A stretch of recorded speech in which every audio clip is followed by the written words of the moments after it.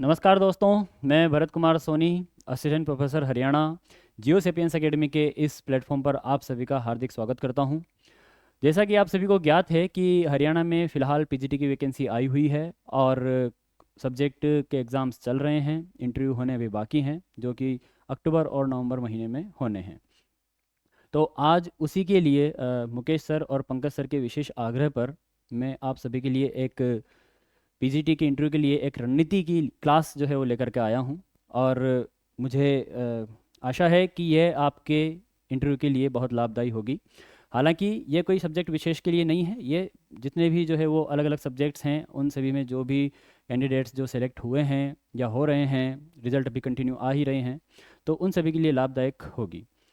तो हम सबसे पहले बात करते हैं कि नोटिफिकेशन जो पीजीटी का जो रिलीज़ हुआ था वो हुआ था 23 जुलाई 2024 को। विशेष रूप से हम अगर ज्योग्राफी सब्जेक्ट की बात करें तो 116 पोस्ट रेस्ट ऑफ हरियाणा में थी और 9 पोस्ट मेवात किडर में रही है। स्क्रीनिंग ज्योग्राफी में नहीं हुआ, बाकी अलग अलग सब्जेक्ट में स्क्रीनिंग हुआ भी है। उन सब की डेट्स जो है वो एचपीएससी ने डाल दी थी, स्क्रीनिंग समय पर हुआ है, सब्जेक्टिव एग्जाम भी समय पर हो रहे हैं। ज्योग्राफी की हम बात करते हैं तो स्क्रीनिंग नहीं हुआ। क्यों नहीं हुआ? क्योंकि एचपीएससी का नियम था कि जो पोस्ट हैं उससे 4 गुना, कम से कम 4 गुना जो है वो कैंडिडेट्स जो है वो बुलाएंगे, लेकिन उसके लिए भी एक शर्त थी कि अगर स्क्रीनिंग में 25% जो है वो कैंडिडेट सेलेक्ट होते हैं तो आगे सब्जेक्टिव पेपर में जाएंगे। तो सब्जेक्टिव पेपर ज्योग्राफी का हम बात करें तो वो 13 सितंबर 2024 को हुआ।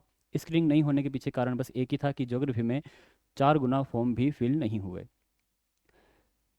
जब सब्जेक्टिव पेपर 13 सितंबर 2024 को हुआ, उसके बाद जब रिजल्ट आया, रिजल्ट में जो कैंडिडेट इंटरव्यू के लिए सिलेक्ट हुए हैं वो सिलेक्टेड कैंडिडेट के लिए भी एक शर्त थी। शर्त ये थी कि 35% जो कैंडिडेट सब्जेक्टिव पेपर में लेकर के आते हैं, मिनिमम 35%, उससे नीचे वालों को जो है वो नहीं लेंगे।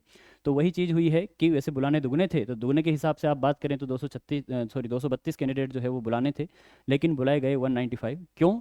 क्योंकि केवल 195 के ही 35% से ऊपर मार्क्स जो है वो आए हैं सब्जेक्टिव पेपर में। मेवात कैडर में 21 जो है वो कैंडिडेट्स को बुलाया गया है। इंटरव्यू की अगर बात करते हैं तो अक्टूबर महीने में जो है वो तारीख तो निश्चित नहीं की गई, लेकिन होने तय हैं। इसके बाद अगर आपसे बात करें इंटरव्यू बोर्ड की, तो इंटरव्यू बोर्ड यानी कि जिस दिन आप इंटरव्यू देने जाएंगे उसके पहले आपको कुछ चीज़ें ध्यान भी रखनी है। ठीक है, और मैं आपको प्रोसेस थोड़ी सी बता देता हूँ पहले कि जैसे आप जाएंगे एचपीएससी में क्या होगा। जैसा मेरा अनुभव है या मैंने दूसरे जो मेरे साथियों से पूछा है जो कुछ पीजीटी के भी हैं, अलग अलग सब्जेक्ट्स में हैं और जो असिस्टेंट प्रोफेसर हैं, तो ये उन सभी के अनुभव पर और मेरे स्वयं के अनुभव पर आधारित है। तो सबसे पहले तो आपका डॉक्यूमेंट वेरिफिकेशन होगा।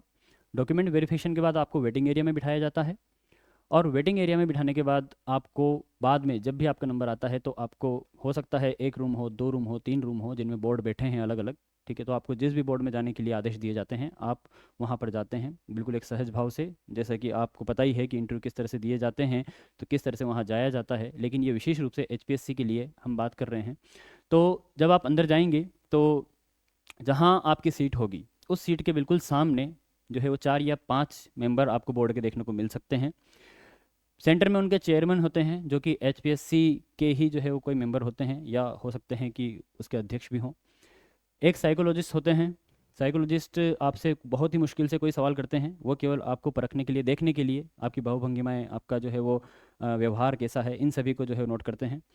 इन दोनों के अलावा आपको 2 या 3 एक्सपर्ट्स आपके सब्जेक्ट के देखने को मिल सकते हैं। तो कुल 4 या 5 लोग आपको 5 मेंबर आपको वहाँ पर देखने को मिलेंगे। मैं मेरे खुद की बताता हूँ तो मेरे बोर्ड में मैं जब गया था इंटरव्यू देने तो मेरे बोर्ड में 4 लोग थे। 4 लोग में से 2 तो यही हो गए, चेयरमैन और साइकोलॉजिस्ट, 2 एक्सपर्ट थे। सबसे पहले जो है वो जो आपसे सामान्य प्रश्न पूछे जाते हैं, ठीक है, वैसे ही शुरुआत हुई, कहाँ से हैं, क्या कर रहे हैं। तो मुझसे पूछा गया, मैं चूँकि उस समय पीएचडी मेरी चल रही थी, हालांकि शुरू हुई थी, मेरा कोर्स वर्क ही हुआ था। तो उस समय मेरा कोर्स वर्क होने के बाद मैंने अपनी सिनॉप्सिस वगैरह कुछ तैयार की नहीं थी। तो जब मैं गया तो मुझसे इस संबंध में प्रश्न पूछे गए, लेकिन उस समय मेरा कोई वो था नहीं, पूरा का पूरा सिनॉप्सिस ना बनी और कोई विशेष जो है वो क्षेत्र उस समय निश्चित हुआ नहीं था, कोर्स वर्क चल रहा था। तो उसके बारे में तो मुझसे ज़्यादा प्रश्न नहीं पूछे गए, लेकिन बाद में मुझसे सब्जेक्ट से और हरियाणा से संबंधित कुछ प्रश्न पूछे गए जो कि हरियाणा संबंधित प्रश्न चेयरमैन ने पूछे थे मुझसे और एक्सपर्ट जो थे उन लोगों ने मुझसे पूछे थे, सब्जेक्ट से संबंधित कुछ प्रश्न पूछे थे।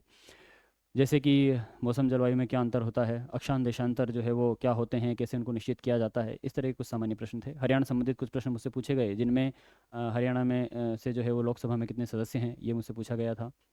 हरियाणा में कितनी झीलें हैं, ये मुझसे पूछा गया था। इसके अलावा कुछ हमारे ऐसे साथी हैं जिनसे विशेष तरह के इस तरह से प्रश्न भी पूछे गए कि आप जो है वो हरियाणा में किस तरह की सरकार को सुटेबल मानते हैं कि जो हरियाणा के लिए अच्छी हैं। ठीक है, लाइक हम बात करते हैं अलग अलग पॉलिटिकल पार्टीज़ की। तो आपसे मेंबर किसी भी तरह के प्रश्न पूछ सकते हैं, अगर उन वो उस फील्ड से या उनका इंटरेस्ट है या वो उससे बिलोंग करते हैं। ठीक है, थोड़ा बहुत तो आगे ये एक पैटर्न है। ठीक है, इसको आप अच्छे से देख लीजिए। इसके बाद हम बात करते हैं कि आपसे और किस तरह के प्रश्न पूछे जा सकते हैं। तो सबसे पहले तो हम आपसे ही रिलेटेड प्रश्नों की बात करेंगे, लेकिन उन प्रश्नों से पहले आपको कुछ सामान्य जानकारी देना बहुत ज़रूरी है। जैसे कि इंटरव्यू का ड्यूरेशन अगर हम बात करें तो इंटरव्यू का ड्यूरेशन होता है लगभग 5 से 10 मिनट। हालांकि ये फिक्स नहीं है, ये डिपेंड करता है बोर्ड के ऊपर और आपके ऊपर। अगर आपका इंटरव्यू बहुत अच्छे से जा रहा है तो हो सकता है बोर्ड जो है आपसे प्रभावित होकर के 10 मिनट से भी ऊपर आपका इंटरव्यू ले ले। अगर प्रभावित नहीं हो रहा है तो 5 मिनट तो सामान्य आप मान के चलिए कि इतना तो आपका इंटरव्यू चलेगा। ड्रेसिंग का आप सभी को पता है कि फॉर्मल ड्रेस पहन के जानी होती है। मिनिमम और मैक्सिमम मार्क्स जो है वो इंटरव्यू में फिक्स है। जैसा कि हम बात करें कि टोटल नंबर इंटरव्यू के जो है वो 12.5 हैं, तो उन 12.5 में से मिनिमम कितने देने हैं और मैक्सिमम कितने देने हैं वो बोर्ड का फिक्स है कि वो इससे ज़्यादा या इससे कम नंबर आपको नहीं देगा। तो अगर आपकी सब्जेक्ट नॉलेज अच्छी है तो आपको केवल थोड़ी तैयारी करनी है, विशेष रूप से करंट अफेयर्स की और हरियाणा जीके वगैरह की। ठीक है, तो आपका जो है वो अच्छा खासे नंबर आपको इंटरव्यू में प्राप्त हो सकते हैं। कुछ सामान्य प्रश्नों की हम बात करें जो आपसे संबंधित हैं। सबसे पहले वो आपसे पूछ सकते हैं कि आप कहाँ से आए हैं। सामान्यतः सभी कैंडिडेट से ये प्रश्न पूछा जाता है कि आप कहाँ से आए हैं। ठीक है, और जिस क्षेत्र से आप आए हैं उससे रिलेटेड जो भी नॉलेज आपके पास है उससे संबंधित प्रश्न भी पूछे जा सकते हैं। जैसे कि अगर वो क्षेत्र किसी विशेष चीज़ के लिए जाना जाता है, विशेष चीज़ की कोई फसलों के उत्पादन के लिए, कोई खान वहाँ है, कोई खनिज उत्पादन वहाँ होता है, ठीक है, या टूरिज्म सेंटर है, तो इस तरह की जो भी आपका जो क्षेत्र है, आपका जो डिस्ट्रिक्ट है, उसके बारे में आपको सामान्य जानकारी लेकर जानी है, क्योंकि उससे संबंधित प्रश्न आपसे बिल्कुल पूछे जा सकते हैं। दूसरी बात हम करते हैं, currently what are you doing. आप जो भी ऑक्यूपेशन फॉलो कर रहे हैं, चाहे आप टीचर हो या आप रिसर्च स्कॉलर हो, उनसे संबंधित प्रश्न आपसे बिल्कुल पूछे जाएंगे। जैसा कि आप उनको बताएंगे वो आपसे ये प्रश्न ज़रूर पूछेंगे।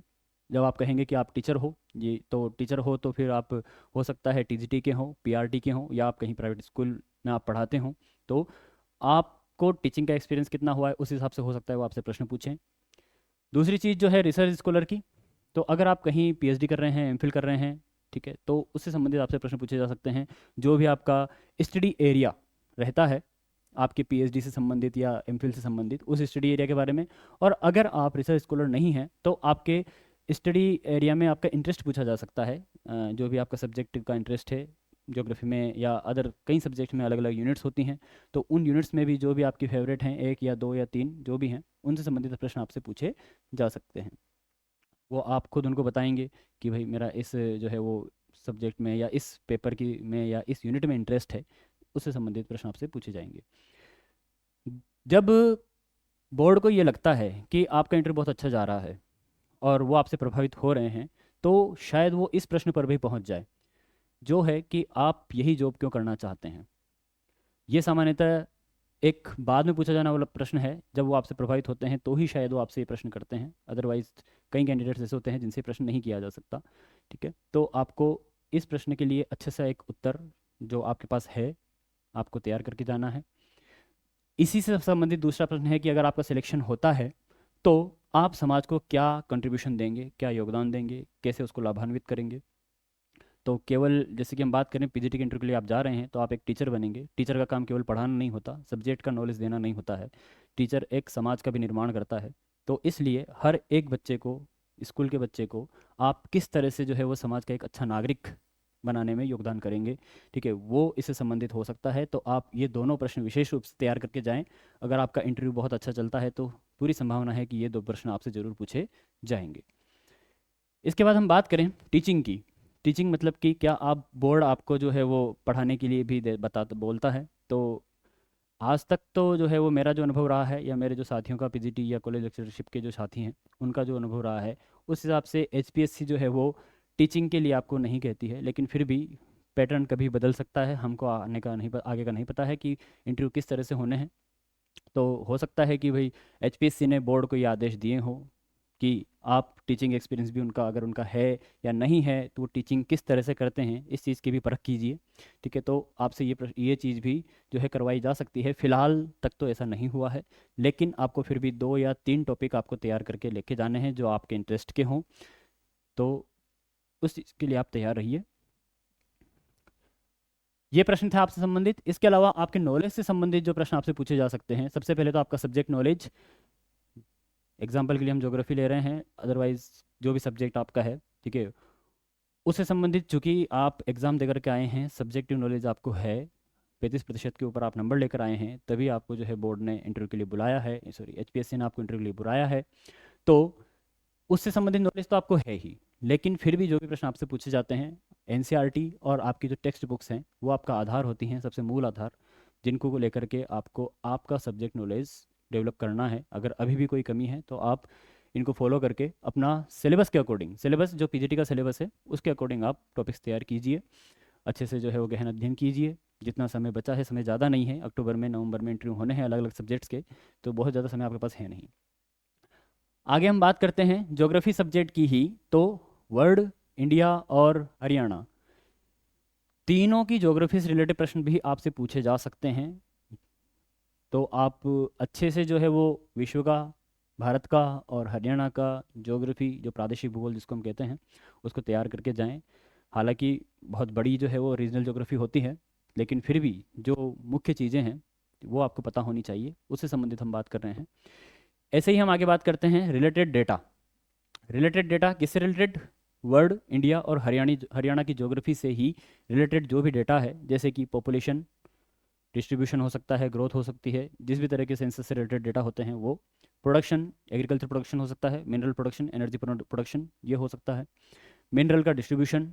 ठीक है, तो ये कुछ ऐसी चीज़ें हैं। हालांकि डेटा अथाह है, डेटा की कोई सीमा नहीं होती, लेकिन फिर भी आपको ऐसे डेटा कम से कम देख के जाना है जो डायनेमिक हो, जो कहीं विशेष रूप से अपना स्थान रखते हों। ठीक है, तो डिस्ट्रीब्यूशन से रिलेटेड, प्रोडक्शन से रिलेटेड विशेष रूप से, तो ये आपको देख करके जाने हैं।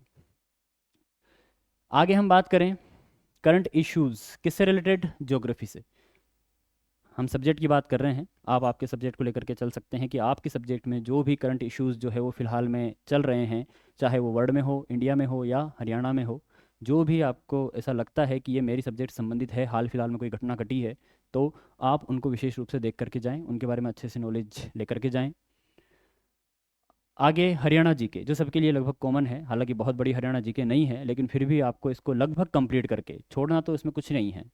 पूरी हरियाणा जीके लगभग कंप्लीट करके जाएं, जिसमें आपका ज्योग्राफी तो होता ही है, साथ में हिस्ट्री, कल्चर हरियाणा की, पॉलिटिकल हरियाणा की, इकोनॉमिक्स हरियाणा की, ये सब चीज़ें आपको बेसिक बेसिक सामान्य सामान्य बातें जो हैं, जो आपको लगता है कि ये इंपॉर्टेंट हैं, वो ज़रूर आप जो है वो करके जाएं। करंट इश्यूज़ या करंट अफेयर्स जो भी हरियाणा से रिलेटेड हैं, हाल फिलहाल में जो घटनाएं घटी हैं, जैसे अभी हम प्रेजेंट की बात करें तो विधानसभा के चुनाव हुए हैं, विधानसभा के चुनाव का रिजल्ट आ चुका है, लेकिन अभी तक मंत्रिमंडल बना नहीं है, इसलिए, लेकिन इंटरव्यू जब होंगे तो शायद मंत्रिमंडल बन जाएगा, बिल्कुल तय है कि मंत्रिमंडल बन जाएगा। तो किस मंत्री को जो है वो किस पोस्ट पर रखा जाता है, कौन किस विभाग का मंत्रालय उनको सौंपा जाता है, और इसके अलावा वो मंत्री जो हैं वो किस सीट से बिलोंग करते हैं, पूरी जो 90 सीट हरियाणा में है विधानसभा की, वो कहाँ पर किस सीट से जो है जीत कर आए हैं। ठीक है, वो चीज़ आपको देखनी है। साथ में आपको ये भी देखना है कि जो डेटा होते हैं, पॉलिटिकल डेटा, जैसे अभी जो चुनाव का जो डेटा है, सबसे युवा कौन है, सबसे वृद्ध कौन है, सबसे पहली बार में ही कौन जीत गए हैं, कौन जो सबसे ज़्यादा बार जो है वो MLA बने हैं, ये सब चीज़ें आपको देख करके जानी है। इनके अलावा जो जस्ट MP के चुनाव हुए थे, पार्लियामेंट के चुनाव हुए थे, तो उसमें भी जो 10 सीटें हरियाणा में हैं पार्लियामेंट में, तो कौन कौन सदस्य हैं, उनको कौन सा अगर मंत्रालय सौंपे गए हैं तो कौन सा सौंपा गया है, ठीक है, वो कहाँ इंपॉर्टेंस रखते हैं, वो सब चीज़ें आपको देख कर जानी है। ऐसे ही राज्यसभा में कितने मंत्री हैं वो भी आपको देखने हैं हरियाणा से संबंधित। एक ये प्रश्न NEP 2020, ये आप विशेष रूप से तैयार करके जाइएगा। पूरे पूरे चांस हैं कि अगर आपका इंटरव्यू लंबा चलता है, 7 मिनट 8 मिनट हो जाता है, यानी कि वो आपसे प्रभावित हैं, तो जब वो, जैसे हमने पहले बात की थी कि आपसे पूछेंगे कि आप यही जॉब क्यों करना चाहते हैं, ऐसे ही ये प्रश्न है, वो आपसे ये प्रश्न जरूर करेंगे अगर वो आपसे प्रभावित होते हैं तो, कि NEP 2020 के बारे में आप अपनी राय बताइए, क्योंकि NEP 2020 अपने आप में एक विशेष जो है वो अ, योजना है एजुकेशन से रिलेटेड। कई बार तो इसमें कुछ विवादों का विषय भी रही है, और फिर भी जो है वो कंटिन्यू चल रही है। कई उससे लाभ भी हैं। ठीक है, अलग अलग लोग हैं जो अपने अपने नज़रिए से देखते हैं। आपका नज़रिया वो जानना चाहते हैं कि आप एनईपी 2020 को किस नज़रिए से देखते हैं, क्योंकि आप स्कूल के जो है वो टीचर बनने वाले हैं, पीजीटी के बनने वाले हैं। इसलिए स्कूल लेवल पर इसमें जो कुछ भी बातें एनईपी में हैं वो आप अच्छे से तैयार करके जाइए। ये तय है, 99.99% चांस हैं कि आपसे एनईपी 2020 के बारे में पूछा जाए। ठीक है, तो ये सब वो क्वेश्चंस थे साथियों जो कि आपसे पूछे जा सकते हैं। आपकी सब्जेक्ट से रिलेटेड हो सकते हैं, जीके से रिलेटेड हो सकते हैं, करंट अफेयर्स से रिलेटेड हो सकते हैं, या पूरे विश्व में, भारत में, हरियाणा में करंट इश्यूज जो भी चल रहे हैं उनसे रिलेटेड हो सकते हैं। कई बार तो आपको ये भी देखने को मिल सकता है कि जो एक्सपर्ट होता है वो अपने ही इंटरेस्ट के हिसाब से आपसे प्रश्न पूछने लगता है। अगर आपको प्रश्नों का उत्तर पता है तो आप बिल्कुल साफ, कम से कम शब्दों में जो है वो उनको जवाब दीजिए। और अगर आपको लगता है कि नहीं पता है तो आप साफ साफ जो है उन्हें कह सकते हैं।